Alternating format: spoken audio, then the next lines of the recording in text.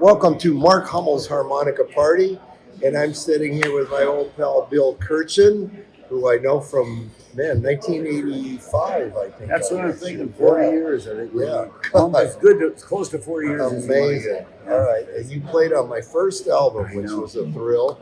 But we're going to talk to Bill about his start in music, and were you born in Ann Arbor?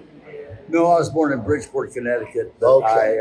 I was there by the time I was 6 months old. Yeah, that's like me, and I was born in New Haven, Connecticut. Right. And I was gone to LA by 6 months. Neither one of us can claim. But yeah, I can't really claim. Yeah. I drove right by it. Yeah. 2 days ago. So did your parents move straight to Michigan? They were briefly in Connecticut. They'd met other places. My dad was from Montana, my mom at that point from Minnesota, so they'd met and moved around. They were both teachers, so they'd go where the gigs were. And my dad ended up at Remington Arms in Stratford. Anyway, so they moved to Ann Arbor, and that's where they stayed the rest of their life. Okay. In 1949. Yeah. Wow. It's right at the beginning of 49. Yep. And so I love your guys' story, man. I mean, about Commander Cody. There's a lot of stories. Well, there are a lot of stories, but I'm just saying, all you guys. All you guys were very intelligent, educated people with just whacked out senses of humor. Right. Yeah. I'll tell you what, Ann Arbor, it's a college town, but it was a really advanced place to grow up as far as the arts and movies and music and stuff. It really, I look back and think, man, I was lucky to just pop up there as a child. Yeah. Well, it almost seems like that, and Berkeley and Austin, all these places are kind of epicenters of, culture in a lot of ways, in the United States. And I remember I hitchhiked to Ann Arbor when I was Did you really? 17. Yeah, I met Boogie Woogie Red. Did you go to the Blues Festival? No, I ended up going to the Blind Pig with Boogie Woogie Red, 1972. Were you on Blind Pig Records? Later on, way later. Only one album, actually. Right before they folded, I was on. Good work. Yeah. We were too, I think. We did a Grammy-nominated album. Right. So yeah, Ann Arbor was cool. I graduated from high school in '65. Okay. And so I took a year off before I went to college because I was a year young. And in that time, I started a band. And I think there's a bunch of stories about all that, but just to kind of put a little overview of the Cody thing.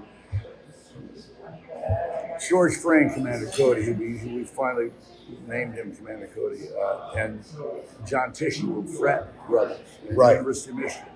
And he was Tish was oh yeah, really he's super smart. He just stepped down as head of the Mechanical, Aeronautical, and Nuclear Engineering Department at Rensselaer Polytech, which is in Troy, New York. It's a big tech school. It's not MIT, but it's right there with it. That's incredible. And he's the rockin' professor. He still plays music. Yeah. And of course, George's passed on. But anyway, so that was that. So they sort of assembled an oddball. I was a town hippie, and I had a band, the Seventh Seal, which I can tell you about how that started. Right. And we were a psychedelic folk rock band.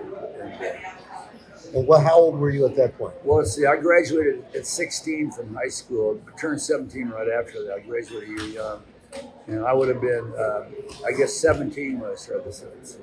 Okay. And, so that was 66? Yeah, 66, exactly. Or was it late 60s? Yeah, 66. Right. And they saw me playing at a film festival. You're saying Cody and Tish? Yeah, Cody and Tishy saw me. And they don't know. They says, I don't know what he's doing, but he looks cool. We played, shit, and then we. And you were a lead guitar player. Well, I was a guitar player. I'm telling you, I didn't know what I was doing. I played with plastic finger pickers. Did you? I had a borrowed Jaguar. Okay, that's great. But I made it work. I learned folk guitar first. I learned Mississippi John Hurt and all that. And that was the thing about Ann Arbor. There was a folk scene, Coach, which encompassed old blues, and there was a couple of guys that I met who were part of the Washington, D.C. scene of the people that had rediscovered John Hurt, for instance. Now, who was that? Well, that guy's named Peter Turin. I'm still friends with him today. Okay. Dick Spotswood was a big wheel in that world in D.C. As a matter of fact, when I moved there years later, he had a radio show where he played. He said, "I'm playing these old Mossy 78s." Wow. Okay. So that was a big scene for. Yeah. And I got turned on to all that stuff, to John Hurt and John Fahey and Blank, Sam Firth, whoever that is. Wow. But all the old guys too. Yeah. Skip James. And Yeah. So I went to Newport in '64. So you saw a lot of people. I saw Sunhouse, Skip James, John Hurt. You can see me Wow. on the back of the Blues at Newport '64. There was two volumes. Right. You see from the back of John Hurt's head, he has a little bowler hat, and then you Yeah. look out in the audience, and there's me in the corner at 16 going, Wow. That's just great. glad to be there. I was That's a Dylan incredible. fan too, so Yeah. there's also on YouTube is the concert that I was sitting right in front of. The stage was about this high. It was Bob Dylan with Pete Seeger sitting on stage and a bunch of other people. Wow. And Oh, he, yeah. He I stood know there and what sang Mr. Tambourine. Right. It still makes it still just knocks me out. Yeah. So anyway, I saw. One of the great experiences I had there was, I'm young. I don't know anything. I have a little banjo of my mom's that I brought. Right. I don't know what I'm doing. I learned Right. the frail from the Pete Seeger book. But Son House gets up there, and Son goes. Son House. He announces that it's something like this. Real just super quiet. I couldn't Right. understand what he said. Right. And I thought to myself, I'm young. I think, well, this guy's old, and I'll just sit through him and Right. someone I can understand comes along. Right. I didn't know who Son House was. Right. And I later come to think this was a stunt. This was a stage move. But Could have been. then his eyeballs roll right the heck out of his vision, and he hits this big steel guitar. Ding! And he starts singing Death Letter Blues Right. at the top of his lungs. I'm like, the hair goes up on my neck right now. Yeah, that's great. So that kind of stuff, that's the kind of stuff I saw. Yeah. Robert Pete Wilkins, who was kind of weird, like Skip James. Right. I know who he is. And Yeah. Sleepy John Estes sitting there with a trio, like a jug band. I already like the Western jug band. So, Right. So Hammy Nixon's got a jug, and Right. Yank Rochelle or Rachel playing a man. Right. Big old man. Yeah. And Sleepy John sitting there singing, That's like heavy stuff. Man. Oh man, It's so heavy. I'm so lucky I got to see all that. Oh, That's yeah. what I look at it. Absolutely. So lucky. Yeah, that's stuff that you're either lucky enough to see it or you just only have the records. That's right. And it's a big difference. And even though I didn't have any reference for that, well, I have a little reference. I've been listening to folk music and stuff, and also I saw a lot of old timey guys, and plus the young guys coming up who I love. I love Jim Queston and Right. maybe Jeff I don't know, Muldaur. Jeff Muldaur. Matter of fact, I had his first record, and I have a tape of me and my first band. I'm like, what am I doing? I'm like, and I was trying to imitate Jeff Muldaur. I wanted to be Jeff Muldaur when I grew up. He was such a great guitar player too, he was as well great. as singer. Yeah. And I also I remember seeing John Hammond back in those Right. days. And I saw Connery and Glover. Okay. Wow. You saw I saw everybody all pretty those much. guys. Yeah, they were great. And those guys were at Newport, Connery and Glover. Right. Right. So it was cool. Now, Anyway. did you go to the blues festival in Ann Arbor? I was gone already. I'd gone out to California. But didn't Bruce Barlow? Yes, he did. Play, right? Yeah.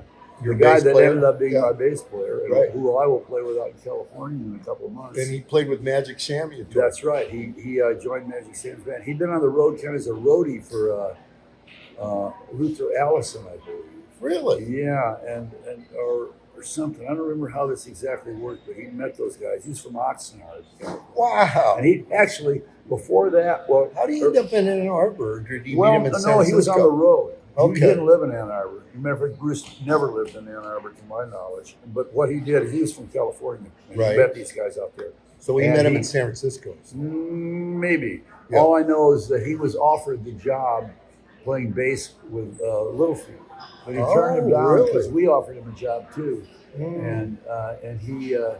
and we had a record deal. Littlefield did, so Right. Wow. But this would have been before that. He played with Sam, and it was Sam, Bruce Barlow, Sam Lay on drums, right. and Magic Sam. Yeah, That's really that trio. And they sound killer. on it. Those recordings are just great. amazing. I know. Yeah. Bruce is wonderful. Yeah. Wonderful kid. So that's that era, and And did you guys meet Lance Dickerson, your drummer, in Ann Arbor or California? Ann Arbor, because he had a band Okay. called Billy C and the Sunshine. Okay, so him and Billy Him C. and Billy C. played together. Farlow they were came both in from together. Livonia, yeah. Oh, Outside of Ann Arbor. They weren't Ann Arbor All right. guys. Now, And- did they have a band together? Those Yeah, two? they had Billy C. and the Sunshine. Lance played with them, and they had And was guy- that a blues It band? was a flat out blues band. Billy Right. C. led it and played harp, and Right. that was strictly blues.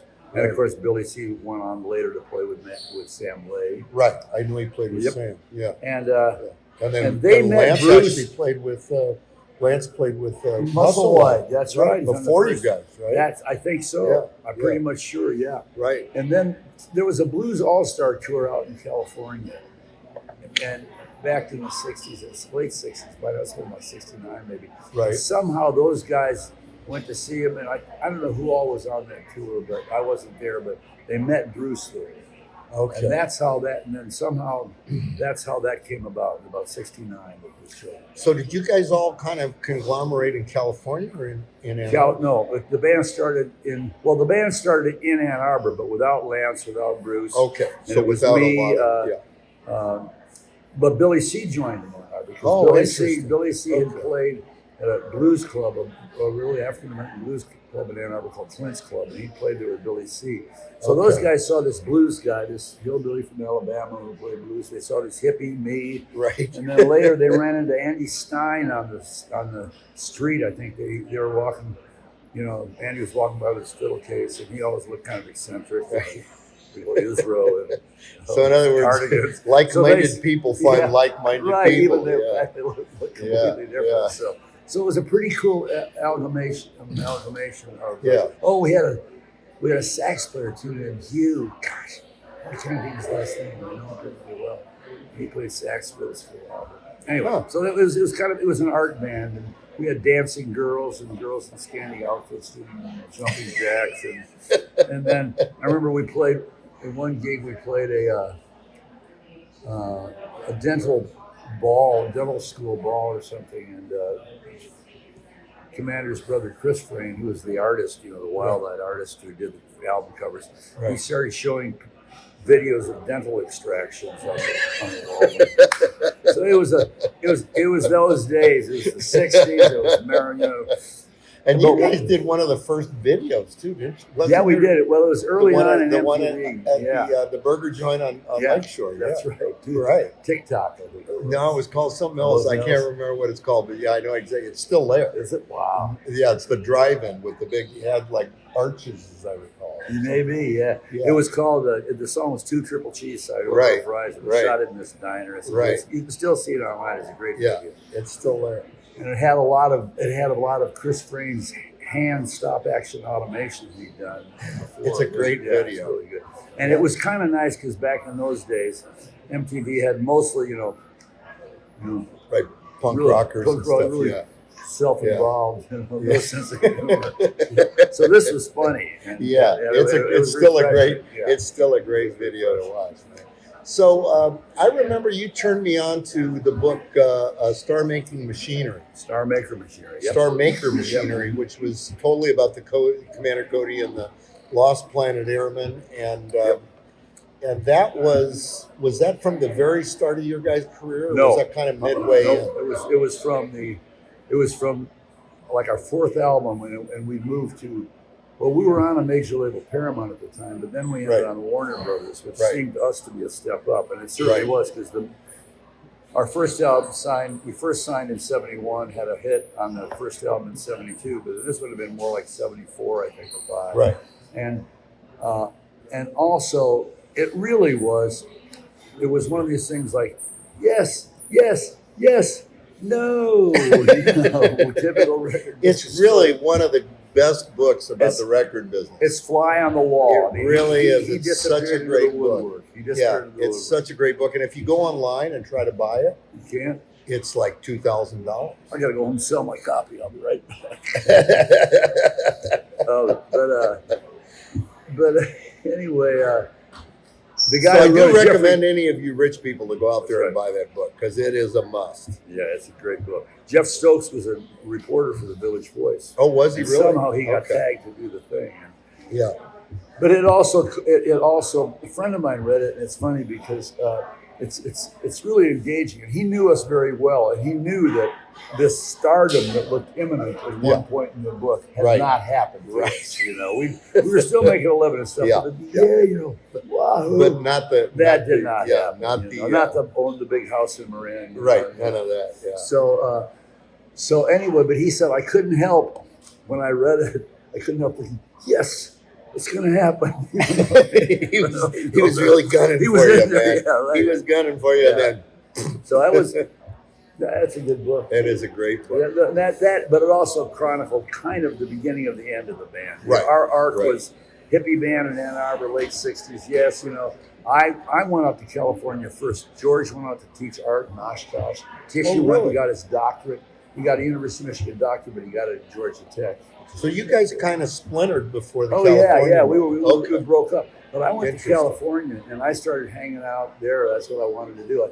I called it the Go West Young Man. Right. So, and I met a bunch of people, and I got to thinking we would be great out here. And some of the people I met were called the Cleanliness and Godliness Skiffle. Oh, that's Phil Marsh. Phil Marsh's band. Our good buddy Phil Marsh. I'm still tight with Phil today. Same here, Talk to him all the time. I don't mind saying. And so he, so those guys had kind of a wacky thing. They played a lot of old country and rock and roll, and were you know, and they had that jug band, you know, the jug band vibe that I loved. Yeah. And so anyway, I called them up, and I said, "You guys got to get out here, man. We can do something out here." And I said, "Plus,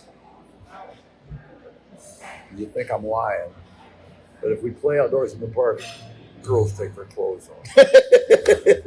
This is at Provo Park? Well, wherever. Golden Gate, wherever. So it was back then. Yeah. I have pictures of you guys out in Provo Park. That's right, Provo Park. Yeah. So anyway, they did, and Chris paid George. George had enough credit to buy a van on time, which ended up. We woke up one morning in Rockridge and there was no van, and we had to go down to Bank of America to get our equipment out of it. Oh, Never saw the van again, but it was a glorious paint job with a keyboard ribbon of highway and semis and smoke. See, that was the mistake. You never want to put the keyboard on the side of a van. I never even did. That's free advertising for a break-in. Put radioactive waste. Right.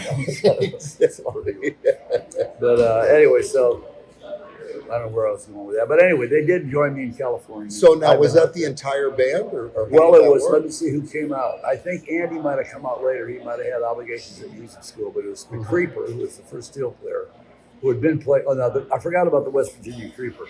He had been playing with George and Tishy, I think, playing bass in fret rock bands already. He was a gymnast at the for University of Michigan. Cheerleader, kind of gymnast. And anyway, he learned steel guitar, and he was the first. And he actually influenced a bunch of people, because back then there was really no hippie steel players, outside of a few in LA with But the guys, were sort of one of the first kind of country influences. I would say. I think we're pretty much. Before the Dead and people like that? Maybe not before, but more committed to that stuff. Right, it wasn't just a thing. Before New Riders and people like that. Maybe not before, but around the same time. And I don't know the exact dates, but down there, and we certainly were playing Bob Wills, for instance. Right. But when nobody was. And we were also playing rockabilly. Right. You sure were. Yeah. So we were kind of wild and woolly. We weren't as sort of careful and nice as we're trying to be bad boys. You guys had an amazing show, man. It's a good show. Yeah, I saw you guys the first time at the San Bernardino Civic. I'm gonna have a bite of scone. The first time I saw it was at San Bernardino Civic in I want to say 1971 maybe. What was the bill? That I don't remember. I just remember you guys. I don't even remember who the other band was. It was some hard rock band, but it was you were the ones I remember. Cool. Yeah. That was great times. I mean, we also were early adapters to the world of having a bus. We bought a 54 Greyhound Super Scenic, which was the kind of bus that's got. Was that the one from Lamont Cranston? No, it wasn't from Who'd you buy it from? Just from a company in Nashville. I don't Oh, know. okay. Vermont Cranston. Okay, maybe they bought yours or something. I don't know. No, Hoyt Axton bought. Okay, Hoyt Axton was the one that bought it. Okay, but that's what I'm it's thinking. got a snout, and then it comes back, and there's a second windshield, and it goes back. And so we had 12. Some friends of ours took it to a hippie alternative high school, and they built an interior, which was just wonderful. They used old scavenged wood from old oak, shipping pallets. Oh, cool. 12 bunks, a lower lounge, which had this great table that you could kind of slide around where we played cards and drank beer, and then an upper lounge that held about 6 people, and they smoked and listened to jazz. And I, as I recall, you told me a great story about one time the bus breaking on a mountain or something. Oh, we all had to push, and you guys had to push the. Look at those 12 of us.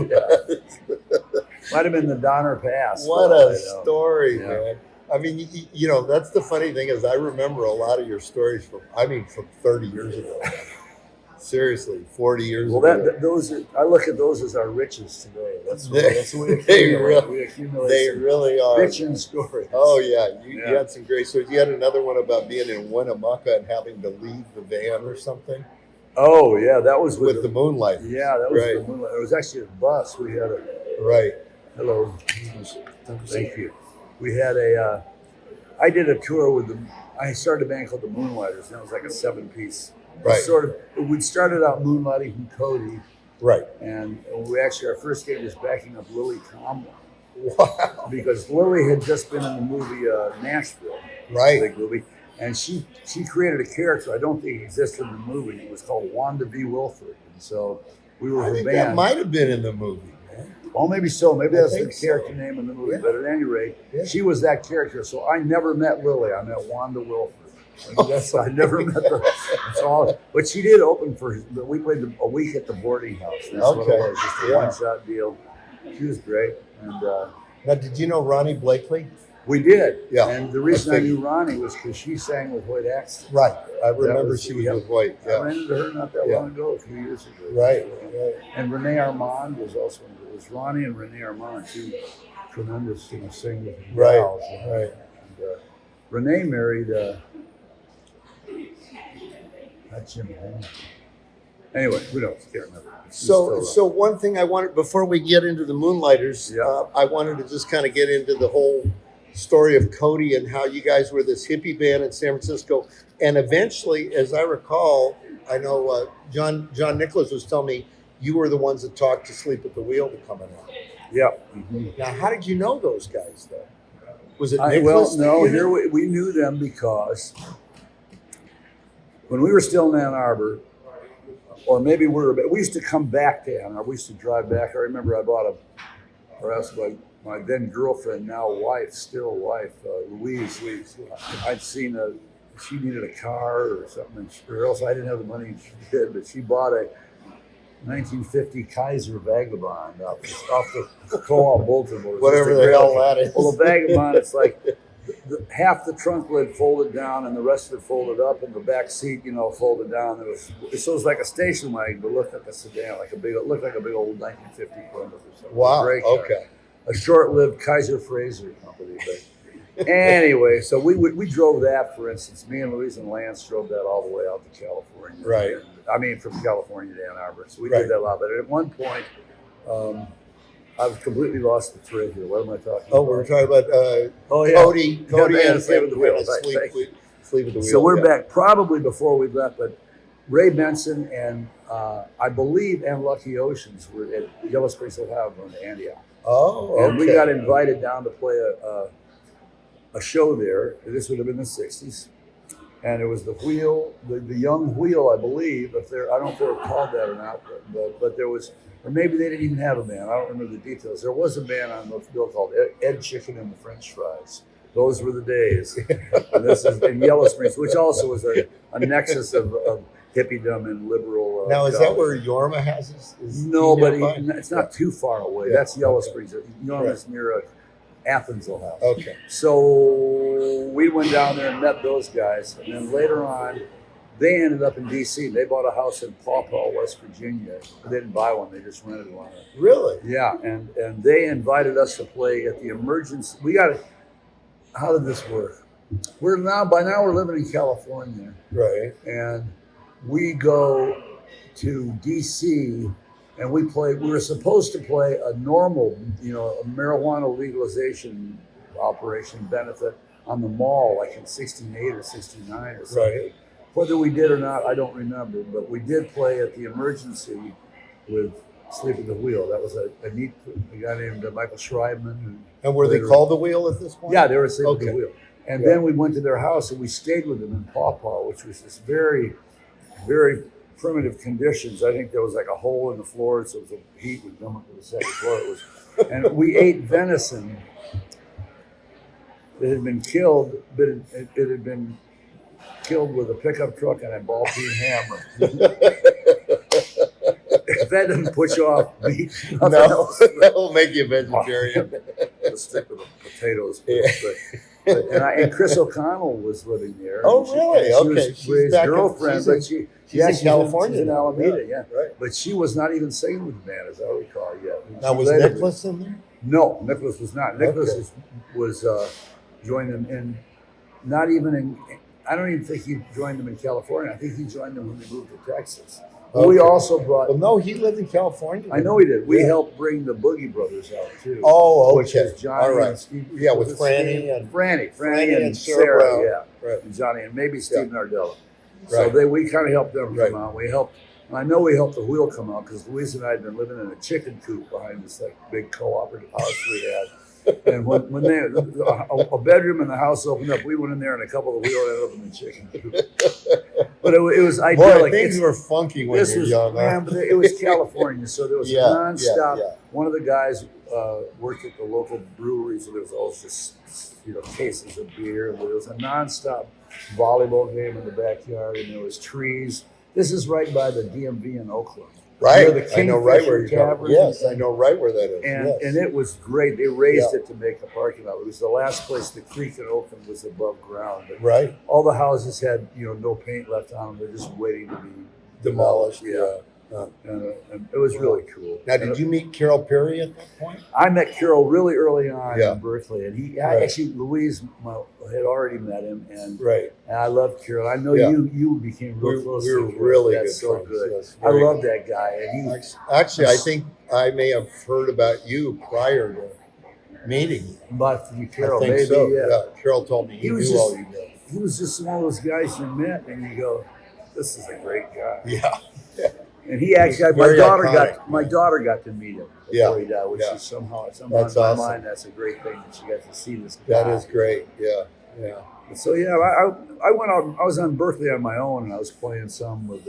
I played some with Miles Sanka, the guy who would. But you were with Louise at this point. No, I met her after the Cody band moved out. I wasn't with Okay. Louise in the '60s. I met Okay. her. We don't even know when we met. We can't remember. Probably '72. But you both 71. came from Ann Arbor. No. Louise is from Cupertino. She moved Oh, out. She moved okay. out. She was going to UC Berkeley. Right. She's a couple years And ahead I of me. think Carol said he had something to do with you guys meeting, as I recall. Maybe I'm wrong. But I don't know. Well, I don't think so, but Yeah. I'm not going to Maybe argue not. with Carol Perry Okay. through the grave. you Yeah. know, and certainly we both knew him, and Right, that, may right, have, right. that may have helped us Yeah. get to know each other. I don't some, know. but, Yeah. But I met her at Yeah. a party. Okay. And then we were playing a party for a guy who just turned 21 or something. Right. And she was his girl. They were a couple at that Right. time, and that didn't last. But I don't know. Right. We had a You get did. together. Yeah, we did. Yeah. So basically, you guys stayed in the Bay Area Yeah. from then on. Till 86. Yeah. Right. I got there in 60. I was there 68 to 86. And I started in San Francisco and working at a motorcycle messenger. As a matter of fact, one of the other messengers, we drive our bikes around with canvas bags full of blueprints around the Right. financial district. Right. And one of the other guys who drove was had a Telecaster and I had an SG, and we just swapped. And I got my Telly. And Really? I played it every day for the next 45 years. Well, too much. So that's how you became a Telly guy. That's how I knew I wanted one, and that's how I do. I've been Right. listening to Merle Haggard with Glenn Nichols and Buck Owens with Don Right, Rich. right. They both played Telly. Yeah, I could hear that. Yeah, I hear a lot of Roy Nichols in your playing. I wish. Yeah. I idolize. Yeah. So basically in the Cody band, that was kind of what really put you on the path of more like country, truck driving music and rockabilly and all of it. I discovered that. I really haven't listened to much. Which kind of became your signature. That's right. And I owe it those guys to turning me on to that stuff. Absolutely. Right. They turned me on to Western swing, which I knew nothing about. Matter of fact, I don't know that I really had ever figured out what country music was, if you can imagine that. Because even though it was on the charts, it was on the same radio stations, but I really didn't listen to much pop radio. I was like a folky, I was just a kid. And I remember the only records I heard back then were, I also saw Ricky Nelson on my next door neighbor's TV. We didn't have a TV for some reason. So, I kind of knew that stuff a little bit, but not really. And I didn't really pay attention to pop music until the Beatles. Okay. That got through to me when I was a junior in high school. So the Beatles and eventually Dylan. And Dylan right away. I got into Dylan right away, right off the bat, as soon as he showed up. As a matter of fact, he played I saw him in '64 twice, once at Newport, I mentioned before, and once at our high school. So, Ann Arbor was a stop on the way. Man. Ann Arbor was like... That's amazing. I climbed up into the light deck. I'd been in a theater group there earlier, junior theater, playing plays for kids. And I climbed up into the light booth, and the light deck over the stage where you set the lights on. I just watched him from right up there. Like, whoa. Incredible. So, But did people know who he was at that point? Yeah, they did, but he wasn't. It was an auditorium at Ann Arbor High that wasn't that big. There probably was. It could well have been a couple hundred people there. We were talking about the Moonlighters and how it got off. We were talking about Tony Johnson, the drummer. And how did you meet Austin? Austin DeLone was actually, I had met Austin when I first came to California. When the original Cody band had broken up, I went to the Freight and Salvage, which was a little joint on San Pablo. Right. And Austin DeLone, I remember once, I'd met Audie later, and I was talking to him, and I said, oh yeah, the first time I went to the Freight and Salvage, I really liked all the folk singers, but every now and then something wild would happen. He said, I was there once, and there was a bunch of guys on stage, and they were doing James Brown's song, The Camel Walk. And they were singing songs like, born under an onion, smelled bad since I began to come. One for bad breath wouldn't have no breath at all. Stuff like this. One for bad breath. Born under an onion. So, and other even weirder songs. And he said, I said, yeah, I remember these guys. They're playing The Camel Walk by James Brown. And then they started walking around the audience like this. And Audie goes, that was me. Oh, that's great. So you didn't even know it was him? No, I didn't even know it was him. That's friggin' great. But he was around Mill Valley. I used to see his band Eggs Over Easy. Right. They were great. Right. And they'd been to England. Audie also. So anyway, he'd been to England with his band Eggs Over Easy. And Chaz Chandler had managed them. Wow. And John Steele, the drummer from the Animals, right when the Animals broke up, Chaz managed. He also first managed Jimi Hendrix. Imagine that you had probably a decent following in Austin as well. From Cody. Yeah, I did. It's funny because when I first moved here, I had a real good following. As a matter of fact, it was kind of embarrassing. We've been what would then seem so long ago, which was 30. Back then, that was only 30 years prior. We made Deep in the Heart of Texas. Right. But people would go down the street and go, Bill Kirchen from whoa. But I couldn't really buy a gig, though. That was interesting. There was a big dichotomy. People knew who you were, but it was hard to get my legend loomed large, but your legend didn't quite seep over into the venue owners, I guess. And the other problem was, it was at that point one of the least paying. It was a great music center for the audience, but it was not any kind of a pay scale that I was used to. So I had to completely change my mind about what I play for. It's a college town, and also it's very much based on tips. Yes, it's a tip town, and it's a magnet for musicians with no industry. It wasn't like Chicago has that whole, jingles market, and Nashville, and all the recording in New York and LA. Austin, nothing. Zip. Yeah. So But I don't mean that, but a great supportive town. But everybody here learned you make your money on the road. Right. That's how it works. Right. And I would like 50-50 back in D.C. It was such a So in a fertile way, market. I mean, the way I look at Austin is it's a good kind of jump off point to go Yeah. on the road, because you can basically hit the West Coast for the same, Distance, mileage, yeah. and same thing with the East Coast, same thing with the Midwest. And It's a good and start. it's a community of musicians. And later, it is a community. Later, Yeah. I really got enmeshed in that community better. So I don't blame Austin for that. But I did at one point move back to DC, and kind of out of frustration somewhat. And frustration is too strong a word, but just thinking, well, I can make some money back Right. here. You can make I better money do back that. there, Yeah. Well, I liked it here always. I never didn't like it. Right. And eventually I came back, and the catalyst there was my daughter had joined us, and she started a family. So all of a sudden I had one granddaughter, then two granddaughters, and a son-in-law. Right. And that was the carrot to bring us back. And by then I integrated better in it. I was able to, I had more touring places. I had more I could do for some reason. My career, if you want to call it that. I know I have a job. I'm not sure if I have a career, but but I was able to sustain us very, very nicely by traveling, and then at home enjoy the fruits of this great musical community. So now, do you have a regular band that you travel with, or do you kind of do it? Well, I have a regular band that I travel with, but for the first time in my life, I'm not using them for all the gigs, which I still feel guilty about. Yeah. But that's just the economic realities, and they understand too. And they probably don't want to do all the stuff I'm doing. Yeah, that's kind of how I am. I don't have a band per se, but I have favorite guys that I use all the time. I have my local guys that I use all the time. Right. They're great. That's Rick Richards on drums. And Right. He actually, the last big gig he had, he was with Ray Wiley Hubbard, and that begat a gig for several years with Joe Walsh.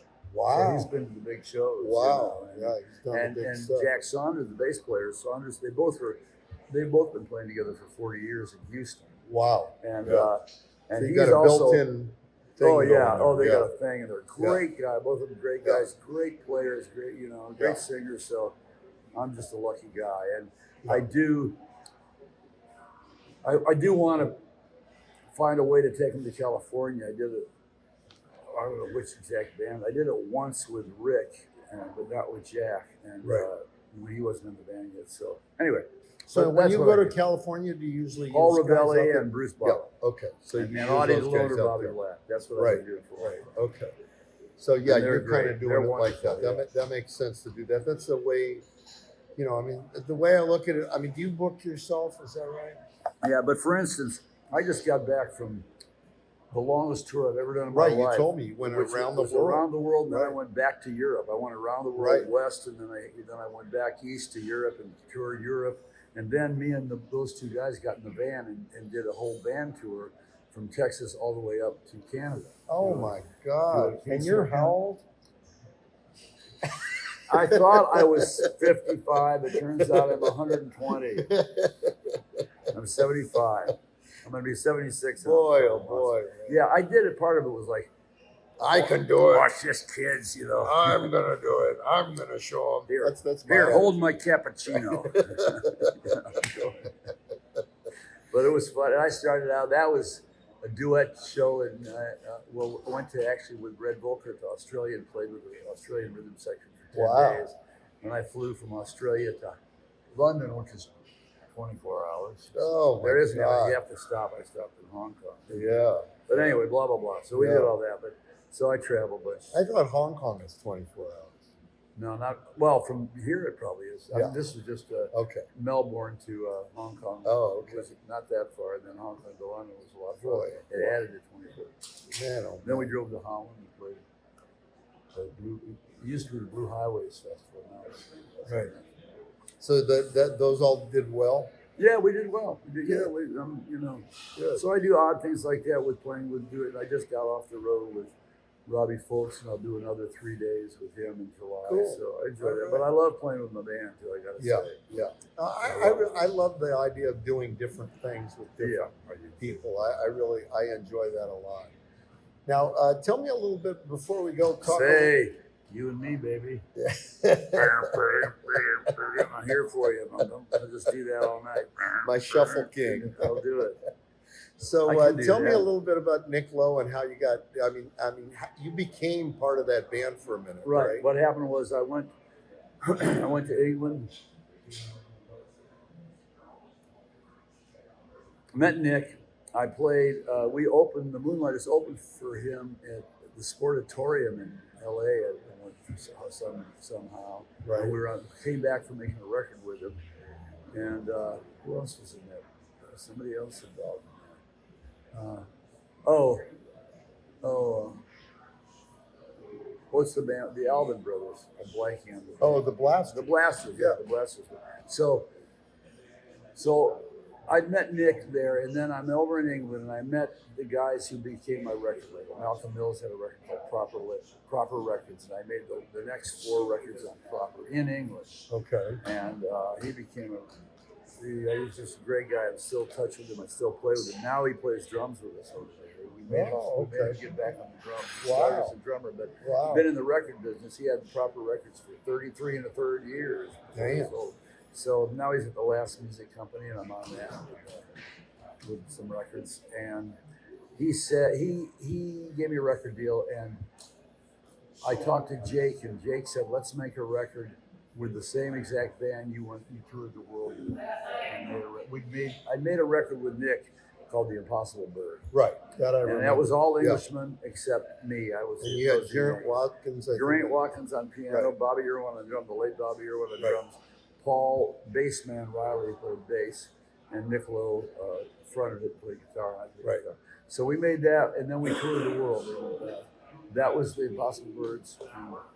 We toured everywhere, all over Europe, Japan, and all over the States with Nick. Wow.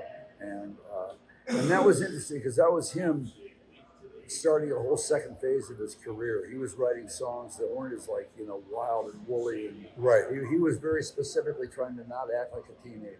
Right. And he was kind of almost doing country-ish. And kind of folkish. Yeah. Mm-hmm. Great song. Great stuff. Yeah. Really great song. And even matter of fact, one of the albums is called "At My Age." So he was addressing that stuff in a way. I don't call it reinventing himself. I call it more just. I was talking to Robbie about this. We were at Robbie Folks, and he was saying, it's more like he acknowledged himself, who he was at this point. So that was great doing that. And so when I got a deal, Nick's manager, Jake Rivera, suggested that I make a record using those same guys. This time, Nick switched to bass, and Paul, bassman Riley, produced the record. Interesting. And so that was the record. That's called Geraint Watkins on it? Yeah, Geraint Watkins and Audie DeLone. I brought Audie DeLone over. So those 2 guys, me on guitar, Bobby Irwin on drums, Nick Lowe on bass, and that's called Hammer of the Honky Tonk Gods. Oh, okay. And that's the first record I made in this whole period of my life. Now I made 3 more records with that bunch. A 4th record with Audie called Transatlanticana. Wow. And then a 5th record just came out, which is a compilation of the first 3 albums with a truck. Oh, cool. The track, not a truck. And now, are you on the album with him, the album with Heartbreaker, I think it's called? Nick, the album, the song I'm on the album. I don't know about Heartbreaker. That album has got Soulful Wind, it's got 12-Step Program, it's got True Love Travels on a Gravel Road. That's the live album, right? No, this is the album I made with Nick. Okay. This is the album. Are you talking about my album or Nick's album? Yeah. Well, it's called The Impossible Bird, and it's got. I have that. It's got. Oh, there's another record called Party of One that I recorded with Nick before that in L.A. Okay. His last major label record. I did that. Yeah. That was on. I'm on all the tracks, but that was produced by Dave Edmonds, his prior. Partner in rock. Well, I'll have to look it up. I have the album. Heart is a great song. The one I'm thinking is called Heartbreaker, and it starts with like a organ on it. I think that's what it's called. Yeah, I'll look it up. I'll find it. Anyway, what do you got coming up, man? Besides another world tour? Let's hope not, sure. Right? I'm actually going back to England to play the Americana Festival in England. Cool. I'll be there in July 4th in London. What's your website? BillKirchen.com. BillKirchen.com. Bill Kirchen. Easy enough. We just made a new album that came out on Malcolm's label, the last music company, called Back from the Ozone. And what that is, I use this as a little coda to our interview. Right. That was the available surviving Lost Planet Airmen, the 5 of us I mentioned earlier. Billy C is incognito somewhere, we can't find him. And of course, Lance is gone. So those of the 7 airmen, those 2 weren't available. Right. So the rest of us made this record with Pete Siegel, Paul Ravelli, and Austin DeLone. Those 3 people. So Bill Black couldn't be on. Bobby Black's on it, but he only played on a couple songs because he wasn't really in good health. Okay. Yeah. So, and we're going to actually be playing with that same group in California if this comes out before then, at the end of June 28th and 29th. Yeah, this will be out before. Yeah, and the Freight and Salvage and the Hot Monk in Nevada both. Cool. I believe Hot Monk first on the 28th, and on my birthday, my 76th birthday, my trombone. That's my trombone. What's the date again? June 29th at the Freight. I'll be around. June 28th, you come down. I will be around. I'll come down. You can play the harp on something. You bet. What the hell? I'll be glad to. All right. Yeah. And anyway, but the album was fun because we went into the studio and we decided we couldn't just do try to redo the Cody stuff. So we redid, of the 12 cuts, we redid 6 of the cuts that weren't. One of them actually we probably never recorded, Ain't Nothing Shaking, Dallas Frazier song, but we've done it a lot. And we did stuff that wasn't as big, like did Gene Vincent doo-wop number, Get It, and windier stuff and back to That's one story I do want you to tell. The Gene Vincent. Okay. That's such a great story. You brought him out as a special guest with Cody, right? Okay, here's what happened. Yeah. This is a great story. He had been to England, right? Not the time where his buddy Eddie Cochran died. He got hurt, but he'd been, and he'd come back, and he wasn't. Was he in the cab, by the way? Yeah, I think he was in the cab. So that's what he. So he always kind of made a big deal about his leg. He kind of drag it around on stage. But Gene Vincent was so good, such a real, Anyway, so he had just made a record. Some people put him together with a record. I don't think it was the most sensible thing for him to do, but they wanted to make a hippie record with him. Now, I don't think Gene Vincent was a hippie. I don't mean to. I was a hippie. And I like Gene Vincent, but that's great. But he had this song that went raspberry, strawberry, chocolate, vanilla. You be my dinner, I'll be your fella. Red, blue, strawberry, green, or something. It's like, oh man. And the other one was called Busted for possession of love and a pocket knife or something like that. Now, I'm kind of making fun of it, but anyway, he's still the great Gene Vincent. He's still saying great. And there's some live cuts of us backing him up, and God. It wasn't really, it wasn't that great. I mean, it wasn't.